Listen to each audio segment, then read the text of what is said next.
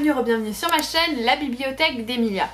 Alors, prenez quelque chose à boire ou à grignoter parce que ce mois-ci, enfin en janvier du moins, j'ai encore craqué mon slip niveau livres et j'ai beaucoup trop de livres à vous présenter pour ce book haul du mois de janvier qui, si j'étais raisonnable, devrait faire que je sois en no-buy pendant plusieurs mois. Mais je ne suis pas raisonnable. Voilà, c'est dit.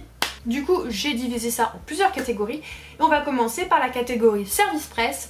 J'ai eu beaucoup de chance. J'étais très gâtée au mois de janvier. D'ailleurs, j'ai jamais été aussi gâtée. Je sais pas ce qui s'est passé. Mais merci, un grand merci à toutes les maisons d'édition qui m'ont transmis tout simplement un ouvrage afin que je puisse vous en parler. Un grand merci. Je vous rassure, ce sera pas comme ça tous les mois, hein, clairement. On est sur de la décadence au mois de janvier, voilà. On va commencer tout de suite sur un livre que j'ai déjà lu et que j'ai adoré. Il s'agit du tome 2 d'Éducation meurtrière et c'est Promotion funeste de Naomi Novik, publié chez Pygmalion. Alors je vais aller assez rapidement sur tous les livres, sinon on y est encore dans 3 jours. Tout simplement, c'est le deuxième tome de la saga La Schoolomance, donc c'est une trilogie qui parle d'une école de magie qui est tellement dangereuse qu'il n'y a même pas de prof et qu'en fait le but pour être diplômé c'est de s'en sortir vivant. Pour faire très court, et on va suivre Galadriel qui est une jeune femme que j'associerais plutôt à Mercredi Adams, qui est constamment saoulée par tout ce qui lui arrive, qui est constamment en rébellion contre tout, et à contrario on a Orion qui est un peu le chevalier servant de tout le monde, celui qui se sacrifie, qui va toujours au combat, bien qu'il prend beaucoup plus de profondeur dans ce tome là. Je vous en ai parlé dans mon update lecture de janvier que je vous mets juste ici. Donc voilà, j'étais très contente d'avoir le deuxième tome, mais maintenant il faut attendre le troisième et ça va être un autre livre que j'ai lu et que j'ai adoré. Il s'agit de Recherche Gentleman Fortuné, guide à l'usage des jeunes filles de Sophie Irwin, publié chez Calman Levy. C'est une romance historique qui se passe à peu près à la période de la Régence. Et on va suivre Kitty qui est une jeune fille qui a le monde sur ses épaules puisqu'elle doit s'occuper de sa famille puisque ses parents sont morts et qui lui ont laissé une montagne de dettes. Et elle va donc tenter sa chance en saison à Londres pour trouver un gentleman fortuné qui pourrait les mettre à l'abri du besoin. C'est un livre que j'ai beaucoup aimé. Pareil, je vous en parle dans l'update lecture parce que là, si je commence à vous faire des avis sur tous les livres que j'ai déjà lus, sachant qu'il y en a quelques-uns, on n'est vraiment pas rendu non plus. En tout cas, voilà, très belle sortie. C'est un début de saga. Donc voilà, j'ai hâte de lire les prochains tomes parce que vraiment c'était chouette, c'était rafraîchissant et si vous aimez la romance historique, allez-y. Ensuite, ma lecture en cours, il s'agit d'Ils étaient 7 de C.L. Armour, publié chez Cherche Midi. C'est une nouvelle saga de Cozy Mystery qui se concentre sur un amateur de romans d'Agatha Christie qui vont se regrouper pour parler des crimes et pour pouvoir essayer d'élucider des crimes, voilà. Et tandis qu'ils vont commencer à parler d'un certain livre, il y a une disparition qui va arriver puisqu'il y a un des membres qui n'aurait peut-être pas que des bonnes intentions. Voilà, je le commence, enfin je dis c'est ma lecture en cours, mais je le commence juste après cette vidéo et je le lis en lecture commune et j'ai trop hâte de m'y mettre, franchement. Ça a l'air pépite. Ensuite, j'ai reçu de Brajlon, la fille du Docteur Moreau de Silvia Moreno Garcia, publié chez Brajlon. C'est une réécriture enfin c'est une écriture inspirée d'un vieux roman de science-fiction, donc L'île du Docteur Moreau, qui parle d'un espèce de Frankenstein bis qui va créer des créatures un peu particulières. Et dans cette histoire, les créatures ne répondent en fait qu'au père de... Comment elle s'appelle? Carlotta. On est dans la péninsule du Yucatan d'ailleurs. Sauf qu'un jour il va y avoir un mystérieux apprenti qui va commencer à tout bouleverser et je me demande si son père va pas mourir et que du coup les créatures vont être un peu livrées à elles-mêmes. Je ne sais pas.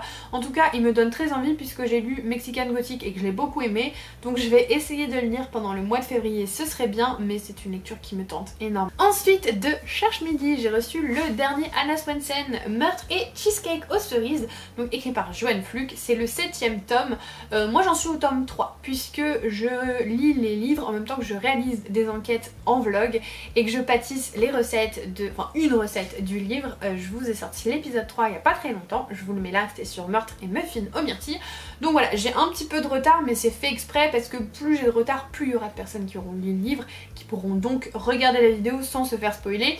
Et puis du coup je remercie énormément Cherche Midi. Dans cette saga on va suivre Anna qui est une jeune pâtissière qui va toujours se retrouver au mauvais endroit, au mauvais moment et découvrir des cadavres et décider de mener l'enquête parce qu'elle est liée de près ou de loin à chaque fois et parce qu'elle est aussi très curieuse. Elle fait une super paire avec sa sœur Andrea et il y a un triangle amoureux mais qui ne me dérange pas du tout alors que j'aime pas ça d'habitude parce que je trouve qu'il est très bien fait et je ne sais toujours pas lequel je préfère.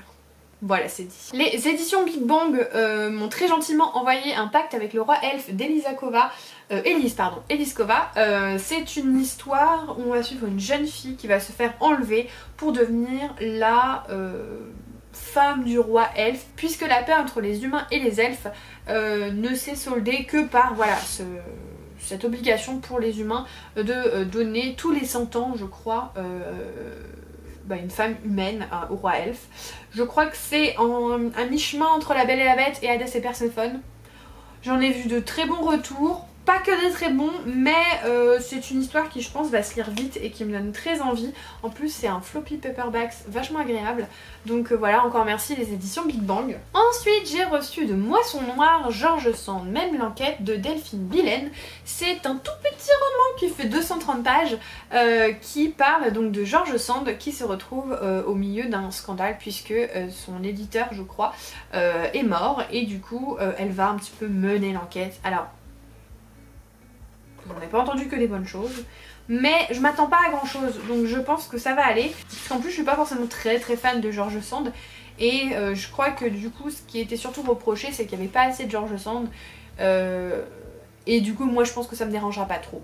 Donc voilà, je vais le lire, il est petit, ça se casera entre deux lectures un peu grosse je pense, mais voilà, merci beaucoup Moisson Noire. J'ai également eu la chance de recevoir une promesse de gifle de Marine Sivan publiée chez Scrineo suite à un appel à partenaires qu'ils avaient fait via un Google Form, et là on est dans une histoire qui se passe dans la neige, c'est de la fantasy et on va suivre un frère et une sœur qui vont être séparés et qui vont essayer à tout prix de se retrouver dans la taïga, cette immensité de forêt glacée, voilà, et c'est parfait pour la saison clairement, hein. Ça va être lu en février parce que sinon j'aurais aucune envie de le relire avant décembre prochain, donc ce sera lu en février, je vous le promets. Ensuite de mon cher partenaire Pygmalion que j'adore, de toute façon c'est ma maison d'édition préférée je pense, j'ai reçu La Lune Tueuse, donc le premier tome de la duologie Dream Blood de N.K. Jemisin. C'est leur première parution de l'autrice puisque je crois que les autres récits sont publiés chez quelqu'un d'autre. En tout cas c'est un résumé qui est très intriguant puisque on va suivre une espèce d'état en fait où la paix est la seule loi, c'est marqué. Donc en fait vous avez des espèces de policiers et serviteurs qui vont soit guérir les gens, soit les punir parce qu'ils sont mauvais. Voilà, c'est un peu l'un ou l'autre, parce qu'ils sont jugés corrompus. À mon avis, c'est une structure très manichéenne, avec le bien, le mauvais, et il n'y a pas trop d'entre-deux. Sauf qu'un jour, il y a un de ses serviteurs qui doit tuer une femme, et qui va pas réussir à la tuer. Je sais pas pourquoi, il va se passer quelque chose, je pense, et il va pas réussir à la tuer. Et de là va commencer l'histoire, et je pense qu'on va être sur un retournement de régime, puisque ça m'a l'air très tyrannique en fait finalement comme régime, très marche ou crève. Donc voilà, pareil c'est un petit roman, il fait 400 pages mais il n'est pas énorme. J'aimerais bien le lire rapidement, surtout qu'il est sorti le 2 février il me semble, donc au moment où je tourne cette vidéo il est déjà sorti, et donc quand vous la voyez d'autant plus. J'aimerais bien le lire assez rapidement, peut-être fin février. En tout cas voilà, c'est un régime un peu science-fiction, mi-fantasy, mi-SF, mi-dystopie, voilà, qui m'attire beaucoup, donc j'ai hâte de le lire. Ensuite on va passer à mes suites de sagas, puisqu'il y en a beaucoup. De toute façon en janvier j'ai toujours la même tradition, c'est que je m'achète tous les prochains tomes de sagas que j'ai en cours et que je n'ai pas en ma possession. Alors pas toute la saga, mais par exemple si j'ai lu le tome 1 et que je n'ai pas le tome 2, je vais acheter le tome 2, etc. Du coup en janvier en général avec les cartes cadeaux du boulot, je fais un gros tour chez la Fnac ou de Citre ou n'importe, et je ressors avec pas mal de livres. Donc cette catégorie est plutôt conséquente, ne nous mentons pas. Je vais commencer avec un livre que j'ai déjà lu et je vous ai fait une vidéo là-dessus, je vous en ai parlé tout à l'heure. Il s'agit donc de Meurtre et ma fille aux myrtilles de Joanne Fluck. Je vous en parle pas trop non plus, puisque je vous en ai déjà fait un petit update tout à l'heure et je vous ai mis la vidéo correspondante. Mais voilà, c'est un livre qui a été aussitôt acheté, aussitôt lu. C'est rare et c'est assez bien de le souligner du coup. Ensuite, un achat VO, il s'agit de la suite de Legendborn, donc c'est Blood Market. C'est le deuxième tome, je crois, d'une trilogie, il me semble que c'est une trilogie qui concerne la réécriture de la légende du roi Arthur, avec une jeune femme déjà, et en plus de couleurs, on aime encore plus, dans une université où il y a une société secrète avec des descendants du roi Arthur. Et ça m'avait beaucoup hypé. C'était un roman que j'ai trouvé vraiment sympa. En plus, il y a un personnage qui s'appelle Cell que j'adore, vraiment, il est trop cool. Cell ou Célie, je ne sais plus. Mais voilà, c'est young adult, c'est assez classique et en même temps ça traite de plusieurs thèmes assez forts comme la place de la femme, comme l'esclavagisme. Voilà, il y a des choses très intéressantes dans cette saga. De toute façon, je pense que le deuxième tome va pas trop tarder non plus à sortir en français, donc pour les personnes qui ne lisent pas en VO, ça se trouve vous pourrez vous le procurer avant que j'ai lu le deuxième tome. Donc voilà. Ensuite, deux romans d'Agatha Christie que j'ai eu dans la collection Hachette, puisqu'ils étaient très beaux. C'est des romans que j'ai envie de lire tout simplement. Je pense pas que je continuerai d'acheter la collection parce que là, en fait, les romans que j'ai vraiment envie de lire et que j'ai envie de garder dans ma collection, je les ai achetés, c'est les romans les plus célèbres. Et le reste, peut-être que je les lirai sur e-book ou par audiobook. Mais donc voilà, c'est la collection qu'on retrouve chez les marchands de journaux. Et donc j'ai pris le tome 2 et le tome 3 de la collection avec Mort sur le Nil et Ils étaient 10, puisque je n'ai jamais lu les versions physiques. D'ailleurs, pour Mort sur le Nil, je n'ai même jamais regardé l'adaptation. Donc comme ça me permettra de lire les livres avant de regarder le film qui a été en plus tourné il n'y a pas très longtemps. Je crois qu'il est sorti l'année dernière en film. Et Ils étaient 10, je connais le plot twist puisque j'ai déjà vu deux séries, je crois, enfin un film et une série à ce sujet. Donc je connais l'identité du meurtrier, mais c'est pas grave puisque j'ai envie de découvrir un peu plus Agatha Christie et en plus celui-là il est plutôt court. Donc même si je connais un petit peu le twist, je pense que ça va être très sympa de découvrir ces deux histoires. Et en plus vraiment la collection est très belle et c'est super joli ce qu'ils ont fait, vraiment chapeau. Ensuite, je vous ai dit, suite de saga, j'ai pris le tome 4 du Sorceleur d'Andrzej Sapkowski, donc publié chez Brajlon. J'ai lu le tome 3 il n'y a pas longtemps et celui-là je vais attendre un petit peu pour le lire puisque je crois que la 3e saison s'inspire de ce tome-là. Donc j'aimerais bien voir Henri d'abord. Avant de me lancer dans cette lecture, surtout que j'ai fait dans cet ordre là, j'ai regardé la première saison qui correspond au tome 1 et 2 à peu près. J'ai lu le tome 1-2, ensuite j'ai regardé la 2e saison, j'ai lu le tome 3 et là j'aimerais bien regarder la 3e saison avant de lire le tome 4. Ça me permet aussi de pouvoir retourner dans l'univers entre les saisons et ça j'aime bien.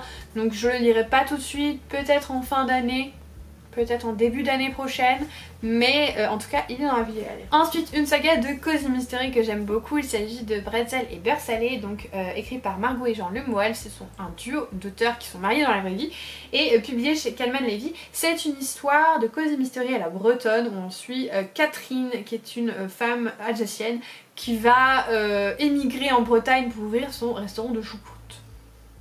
Voilà, et lors de l'inauguration il y a un mort tout simplement. Les deux premiers tomes sont déjà disponibles au format poche. Voilà, pour ceux qui aimeraient bien se lancer dans la saga à moindre coût. Voilà, les deux premiers tomes sont au format poche, mais moi je les ai en grand format. Donc j'aimerais bien continuer, surtout qu'en plus ces grands formats là sont pas non plus hyper chers. Bon, ils sont pas très gros, mais ils sont plutôt abordables.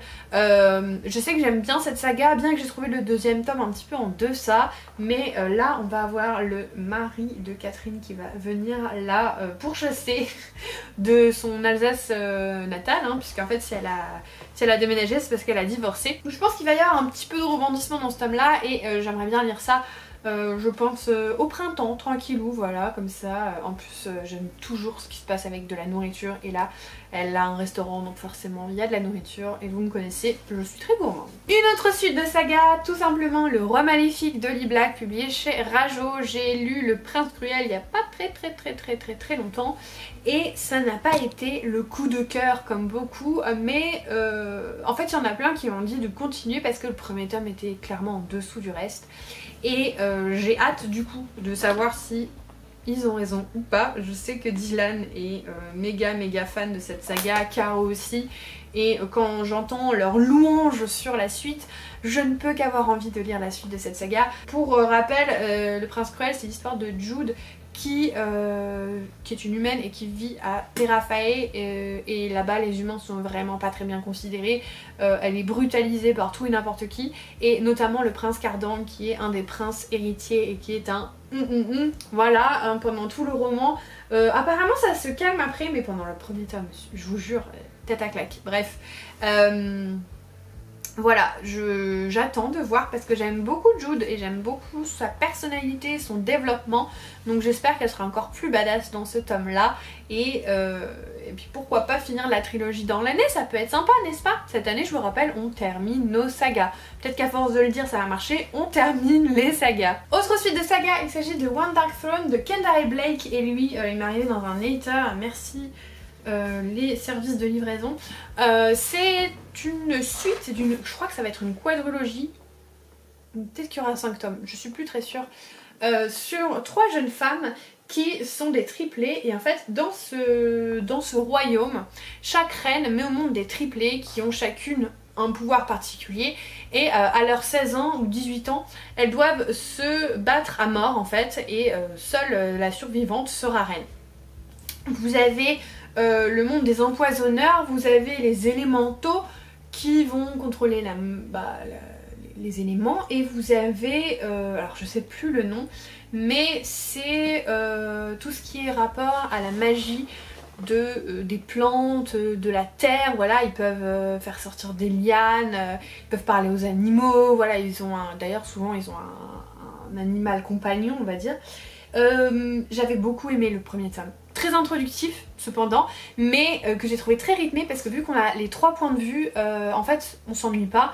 Et j'ai trouvé que le premier tome était vraiment super prometteur, et j'ai hâte de lire la suite puisque j'ai en plus ma petite préférée. Moi je préfère Katharine. Il y a des choses vraiment très intéressantes dans ce tome. Alors il y a des petits trucs qui sont un petit peu voilà, mais bon on pardonne parce que j'ai trouvé que c'était vraiment chouette et j'ai hâte de lire la suite parce que vraiment le premier tome j'avais bouffé, mais bouffé. Dernière suite de saga qui va permettre de faire la transition, il s'agit des Filles de la Villa aux Étoffes d'Anne Jacobs, publié chez 10-18. C'est donc une saga historique. On va suivre une famille en Allemagne juste avant la Première Guerre mondiale. Dans ce tome là on est en plein pendant la Première Guerre mondiale, et justement les femmes vont devoir s'occuper de la maison, des comptes, de l'entreprise. Voilà, ça va être très tourné sur les femmes et je pense que ça va être très féministe, et surtout ça apporte un point de vue différent puisqu'on est en Allemagne et nous on a quand même plus l'habitude d'avoir le point de vue des Français pendant les guerres mondiales. Du coup ça va être plutôt intéressant je pense. C'est une saga qui m'est chaudement recommandée par ma copine Maude, donc j'ai très envie de lire la suite. Et je vous disais pourquoi ça va faire la transition, tout simplement parce qu'on va passer au livre de poche que je me suis procuré. Le premier, il s'agit de La Petite Boutique au Poison de Sarah Penner, donc c'est publié chez Pocket et en grand format chez Faubourg Marigny. Étant partenaire avec Faubourg Marigny cette année, je m'intéresse de très près à leurs anciennes publications et je l'ai trouvé à la FNAC. Je sais que Dylan l'avait beaucoup aimé, je crois qu'Aurélie l'a dans sa pile à lire, donc à tout moment on fait une lecture commune. Et c'est voilà, c'est une petite histoire qui à mon avis est un petit peu ésotérique, puisqu'on va suivre une apothicaire qui forcément a accès à plusieurs poisons comme l'arsenic, la belladone, et qui va peut-être potentiellement les utiliser contre des hommes pas très sympas. Voilà, je sais que c'est une histoire qui se passe dans une double temporalité, puisque on a une femme à notre époque qui va aussi intervenir dans cette histoire. En tout cas voilà, ça me donne très envie. En plus lui aussi il est petit et à tout moment bientôt je vous fais un 7 jours 7 livres. Faudrait-il encore pour ça que j'ai des congés? Je n'en ai plus. Mais bon, idéalement, ce serait cool quand même. Ensuite, un livre que ma copine Maud m'a offert, il s'agit des 7 Marie d'Evelyn Hugo de Taylor Jenkins Reid, où on va suivre cette actrice phénoménale qui est Evelyn Hugo, qui est légendaire en fait dans le monde d'Hollywood, et on va la suivre tout au long de sa vie. Ça va être une histoire de vie, une histoire de féministe, une histoire de femme, et il n'y a que des avis mais élogieux sur ce livre, donc forcément j'étais super contente qu'elle me l'offre.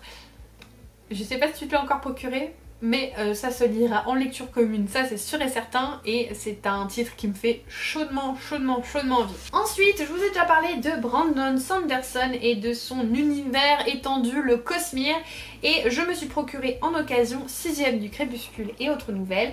Alors ce sera pas lu tout de suite puisque ce sont des, je crois, des nouvelles qui se passent au temps des archives de Rochard, et je ne les ai pas lu encore, donc voilà, ce sera pour plus tard, mais il était en excellent état, il était comme neuf, et il coûtait quand même 3 € moins cher que le neuf. Du coup je me suis dit prends-le,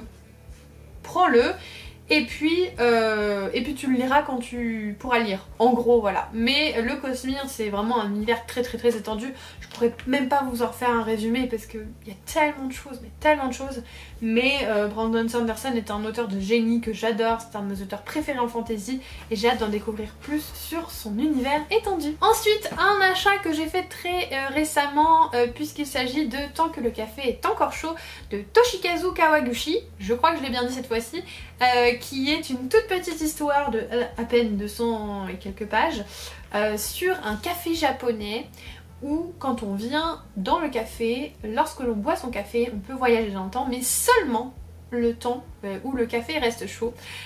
Voyage dans le temps, vous le savez, c'est ma cam, c'est mon dada, donc forcément ça m'intéressait, et voilà, j'en ai entendu que de très belles choses. C'est un petit livre qui va se glisser entre deux pavasses de fantaisie, je sens, mais moi vous me dites voyage dans le temps, des éloges, voilà, je ne peux que me ruer dessus. En plus il est au livre de poche et j'aime beaucoup la petite couverture qu'ils ont faite en plus. Donc voilà, c'est un livre que j'ai hâte de découvrir. On en a terminé avec les livres de poche, et donc il est temps de vous montrer mes grands formats qui ne sont ni des suites de saga ni des services presse. Et on va commencer avec un livre VO qui est juste sublime, vous allez voir ça. Voilà. Que dire à part que Fairyloot font des choses tellement belles, mais tellement belles, vraiment je suis super fan. Alors un peu moins de ce qu'il y a derrière, mais voilà. C'est magnifique, c'est juste sublime. Cruel Illusions, c'est écrit par Margie Fuston, et donc là c'est chez Hodder and Stoughton, c'est souvent l'éditeur de Fairyloot, hein, souvent ils prennent chez eux, où on va suivre une histoire qui est à la croisée entre Caraval et Buffy contre les vampires. Alors ouais, dit comme ça a l'air très étrange, mais en fait on va suivre une jeune fille qui en fait a perdu sa mère puisqu'un vampire l'a tuée, et elle va croiser le chemin d'un espèce de cirque magique qui font des shows un peu magiques, et elle va se dire qu'il y a forcément un petit peu de surnaturel là-dedans. Du coup elle va essayer de découvrir leur société, et découvrir une société secrète qui possède de la magie, qui va potentiellement lui permettre de se venger, puisqu'on va lui proposer un apprentissage pour qu'elle puisse venger sa mère. Les histoires de jeunes filles vengeresses, déjà ça m'intéresse, il y a des vampires, ça a l'air très intéressant, très dark, et ça me plaît bien, et puis en plus vraiment il est très beau. Alors attention, parce que souvent quand j'ai des livres magnifiques de Fairyloot, 2 fois sur 3 je ne les aime pas l'histoire, mais là ça fait un petit moment que c'est un peu bof, donc j'y crois cette fois-ci, celui-là je vais l'adorer, j'y crois. On parlait de Brandon Sanderson qui, ce génie pendant la pandémie, a écrit 4 projets secrets, voilà, donc il n'a parlé à personne à part sa femme, et tout au long de l'année 2023 il y aura un livre par trimestre qui sera tout simplement sorti dans le monde entier. Ce sont des histoires qui je crois sont solo, il n'y a pas de suite, ce sont vraiment des one-shots, des espèces de contes qui sont relatés il me semble par un personnage des archives de Rochard, mais en tout cas voilà, c'est vraiment des histoires un peu indépendantes qui s'inscrivent dans le grand Cosmere dont je vous parle assez souvent. Et le premier c'est 13 de la Mère Émeraude, en plus ils font des jolis hardbacks. Alors j'ai hésité, parce que j'ai toute ma collection en paperbacks et en livre de poche en plus. Mais bon, franchement, tant pis. Juste pour ces histoires-là, elles seront en hardback. Je crois que c'est un conte onirique qui parle de l'océan et d'une jeune fille à la voix douce qui collectionne des tasses de thé. Voilà, ça a l'air très conte, ça a l'air très beau, ça a l'air très onirique et ça me tente énormément. Je pense que je vais attendre cet été pour le lire parce que pour moi l'océan c'est plus l'été. Alors peut-être que du coup je lirai le deuxième en premier avant quand il va sortir en avril, mais en tout cas il est magnifique. Ensuite chez De Saxus j'ai pris Terre brisée de Victoria Aveyard, donc qui est l'autrice de la saga Red Queen si je me trompe pas, que je n'ai pas lu. Je ne sais plus de quoi ça parle, à part qu'il y a des pirates, des écuyers, des assassins, des chasseurs de primes, et je pense que tout ce beau monde va se réunir, sûrement combattre un adversaire. Voilà, franchement j'en sais pas plus, je ne sais plus. Quand j'ai lu le résumé au moment de l'acheter, je me suis dit ah ça a l'air chouette, mais là je m'en souviens plus. Mais je crois que ça va vraiment être très groupe de compagnons, et puis la couverture me fait très penser à de la fantaisie médiévale, alors je pense qu'on va être un petit peu dans ce... Je suis désolée avec la lumière, vu qu'ils sont encore sous blister, vous voyez pas très bien, mais hors de question de les abîmer avant de les lire. C'est un titre qui me tente bien, mais vu que j'ai pas lu ses autres romans, je suis pas non plus hypée en mode il faut absolument que je le lise tout de suite, voilà. Ça se lira quand ça se lira, sûrement en lecture commune avec Virginie, mais voilà, ça me tentait bien. Autre livre de chez De Saxus, il s'agit du livre de la nuit d'Holly Black.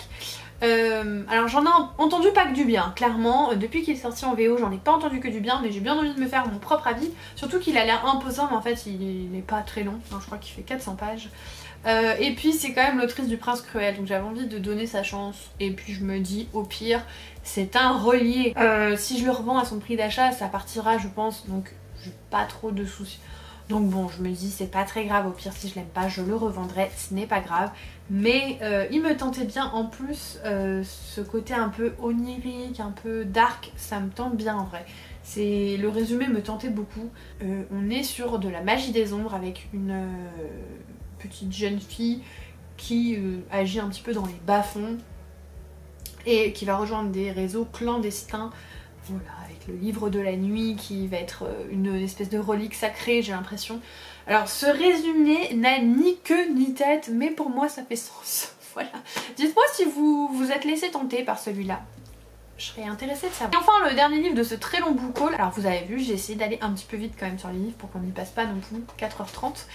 Mais le dernier livre c'est La sorcière de Limbridge de Susan Smith, publié chez Charleston. C'est une histoire de chasse aux sorcières dans les Pays-Bas. Après l'arrivée d'un pasteur dans le village en fait je n'ai plus le nom du village, de Limbridge en fait tout simplement. Et une jeune femme qui est très connectée à la nature, qui est très connectée aux plantes et qui va être accusée de sorcellerie alors qu'elle est juste en connexion avec la nature. Je pense qu'elle va avoir un procès, ce genre de choses. En tout cas, c'est des histoires qui me tentent, hein. Vous le savez, les procès de sorcellerie, ce sont des choses qui me tentent en général. J'aime beaucoup ce genre de roman historique, je suis très attirée par tout ce qui est ésotérique. Donc voilà, j'étais très contente de le trouver en magasin en très bon état, ce qui a été compliqué, hein, parce qu'il y en a eu beaucoup qui étaient quand même bien abîmés. Les violets, j'adore cette couleur, vraiment, cette couleur est magnifique. Elle rend pas exactement comme elle est en réalité, mais elle est très très belle. Et c'était donc le dernier livre de ce book haul gigantesque pour bien commencer l'année. Même si je vais pas faire du no-paille, il faut quand même que je me calme parce que ça fait beaucoup. Même pour moi ça fait beaucoup et voilà, faut que je me calme parce que je n'aurai pas le temps de lire tout ça en fait. Là clairement tout ce que j'ai eu là ce mois-ci, j'en ai pour 3 mois de lecture, sans compter ce que j'ai déjà dans ma palle et ce qui va arriver au mois de février, au mois de mars, voilà. Donc il faut quand même que je me calme parce que là ça fait beaucoup. On va pas se mentir, mais j'espère en tout cas que cette vidéo vous a plu. Si vous êtes arrivé jusqu'au bout de ce très long book haul, n'hésitez pas à me remettre l'emoji argent, hein, parce que clairement là on a craqué le slip ce mois-ci. Et n'hésitez pas à me dire quelle a été votre acquisition préférée du mois de janvier, quel est le livre que vous êtes super contente d'avoir acquis, d'avoir reçu ou d'être allé chercher en librairie. Et puis si jamais vous souhaitez soutenir ma chaîne, n'hésitez pas à mettre un commentaire, un pouce en l'air et de vous abonner. Et en attendant la prochaine vidéo, comme d'habitude, je vous souhaite de merveilleuses lectures et je vous fais des bisous.